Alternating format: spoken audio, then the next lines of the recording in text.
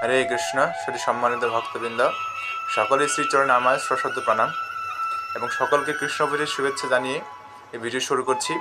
আজকে একটি বিষয় নিয়ে আলোচনা করব এবং সেই বিষয়টি হচ্ছে যে পরমেশ্বর ভগবান শ্রীকৃষ্ণের উপাসনা শ্রেষ্ঠ নাকি দেবদেবীদের উপাসনা করা শ্রেষ্ঠ। আমার উপলব্ধি থেকে আমি কিছু বলার চেষ্টা করব। প্রথমত, যারা দেবদেবীর উপাসনা করে তাদের সেই উপাসনার ফলে যে ফল লাভ হয় তা অনিত্য এবং অস্থায়ী, এবং পরমেশ্বর ভগবান শ্রীকৃষ্ণের উপাসনা বা ভজনার ফল চিরস্থায়ী বা নিত্য। ভগবান নিজেই গীতায় ঘোষণা করেছেন, অন্তবত্তু ফলম তেষাম তদ্ভবতল্পল্প মেধসাম দেবান দেবযজ জানতি মদ্ভক্ত জানতি মামপি। অর্থাৎ অল্পবুদ্ধি সম্পন্ন ব্যক্তিদের আরাধনা ফল অস্থায়ী এবং অনিত্য।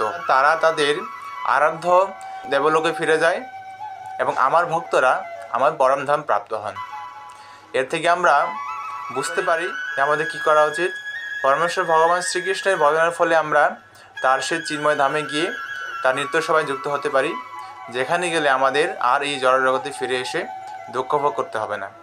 আর যদি আমরা দেবতাদের উপাসনা করে স্বর্গলোকে ফিরে যাই, তাহলে আমাদের যতটুকু আমরা পুণ্যফল অর্জন করেছি ঠিক ততটুকুই আমরা স্বর্গে সুখ ভোগ করতে পারবো। সেই পুণ্যফল যদি আমাদের ফুরিয়ে যায়, তাহলে আমাদের আবার এই পৃথিবীতে আসতে হবে এবং যে কোনো একটি যোনিতে জন্মগ্রহণ করে আবার কষ্ট ভোগ করতে হবে। তাই আপনারা বিবেচনা করুন, আমাদের কোনটি করা শ্রেষ্ঠ, ভগবানের ভজনা করব নাকি দেবদেবীর উপাসনা করব।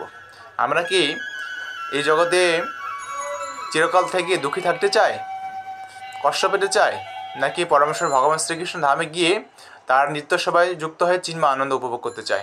হরে কৃষ্ণ।